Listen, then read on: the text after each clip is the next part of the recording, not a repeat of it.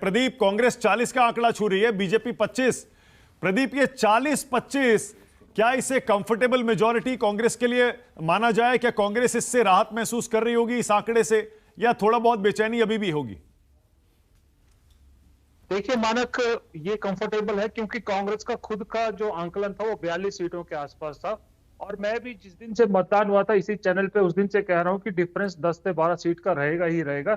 उस दिन जिस दिन ये एग्जिट पोल हुए तो उस दिन भी मैंने कहा था कि 10 से 12 सीट का मार्जिन रहेगा ही रहेगा। क्योंकि देखिए 40 हो चुके हैं और जो 3 इंडिपेंडेंट है इसमें से एक कांग्रेस का है और एक ऐसे हैं जो पहले भी इंडिपेंडेंट थे, वो दोनों साइड कहीं भी जा सकते हैं। तो अब अगर जरूरत भी पड़ेगी तो समझिए कि कांग्रेस के साथ ही है ये। तो 42 तो कांग्रेस खुद ही मान के चल रही थी, तो कंफर्टेबल है और यही उम्मीद भी की जा रही थी एक्चुअली। जिस दिन एग्जिट पोल आया था इसीलिए ज्यादा हैरानी हो रही थी यहाँ लोगों क्योंकि ओके प्रदीप, और आपके हिसाब से ये 40-25 का स्कोर क्यों रहा? 3 सबसे बड़ी वजह आपके हिसाब से हिमाचल चुनाव के इस नतीजे की, कांग्रेस क्यों जीत रही है और बीजेपी क्यों हार रही है? सबसे बड़ा कारण तो रहा, देखिए वो ओपीएस का, उसमें कोई डाउट नहीं है।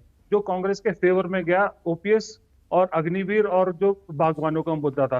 बीजेपी के अगेंस्ट जो सबसे बड़ा गया वो जो शुरू से कहते आ रहे हैं कि जो बगावत हुई है वो बहुत बगावत और गुटबाजी। देखिए अगर प्रेम कुमार धूमल थोड़ा सा खुल के प्रचार करते, खुल के उनको और जगह घुमाया जाता, उनको सीमित रखा गया उनकी कॉन्स्टिट्यूंसी तक, उनके जिले तक ही, क्योंकि वो नाराज थे। तो नाराजगी जाहिर भी हुई, अनुराग ठाकुर के आंसू निकले एक सभा में, इमोशनल हो गए जब उनके पिता के फेवर में नारे लगे वहां पर।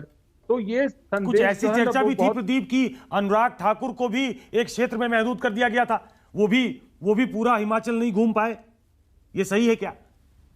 नहीं सुकेश, शुरू में वो अपने आप को उन्होंने कर दिया था महदूद, लेकिन बाद में पार्टी ने उनको कहा, ये कहा जा रहा है, एक्चुअल में मैं इसको कंफर्म नहीं कहता, लेकिन अनुराग ठाकुर को शायद ये आश्वासन दिया गया था, ये खबर आई थी कि भाई देखिए अगर सरकार वापस आती है हमारी, तो जो ओपीएस का मुद्दा इतना बड़ा हुआ इसको लेके हाईकमान बहुत नाराज थी मौजूदा मुख्यमंत्री जयराम ठाकुर से कि वो सिचुएशन को समझ क्यों नहीं पाए, हाईकमान को वो पहले आगाह क्यों नहीं कर पाए कि ये मुद्दा इतना बड़ा हो सकता है। तो उसको लेके नाराज था। तो अनुराग ठाकुर को कहीं ये आश्वासन दिया गया था कि हो सकता है इनिशियली पार्टी अगर जीतती है तो जयराम ठाकुर हो, लेकिन अल्टीमेटली सत्ता आपके पास दी सकती है, मतलब अनुराग ठाकुर को यहाँ सीएम बना के भेजा जा सकता है।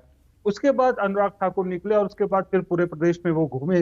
ओके प्रदीप, अपने दर्शकों को एक अपडेट दे दूं, बीजेपी से शहजाद पूनावाला भी आ गए हैं। अपडेट यह है, बीजेपी 154 सीटें गुजरात में जीत रही है और अब दोपहर के 12:30 बज रहे हैं। 4.5 घंटे की वोटों की गिनती हो चुकी है और अब लगता है ये आंकड़े काफी हद तक स्टेबिलाईज होने लगे हैं।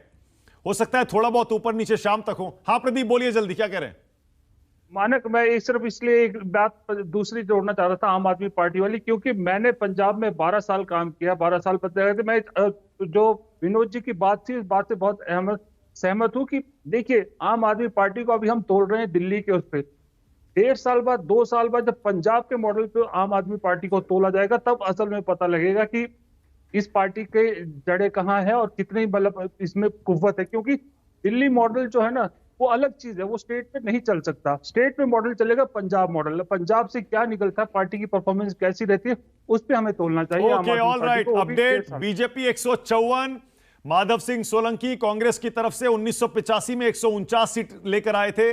बीजेपी सारे रिकॉर्ड तोड़ रही है गुजरात में और खुद अपना वोट परसेंटेज भी बढ़ाकर 53 के आसपास ले जा रही है।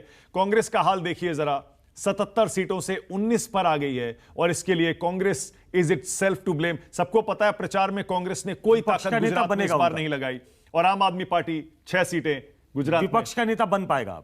अब बन सकता है। 19 और 6, इससे आप अंदाजा लगाइए। दूसरी तरफ 154, 53% वोट के साथ गुजरात में दूर दूर तक कोई टक्कर में नरेंद्र मोदी की बीजेपी के दिखाई दे ही नहीं रहा। हिमाचल प्रदेश कांग्रेस जीत रही है, हिमाचल में कांग्रेस की सरकार बन रही है, बीजेपी की सरकार जा रही है, काफी हद तक साफ हो गया है।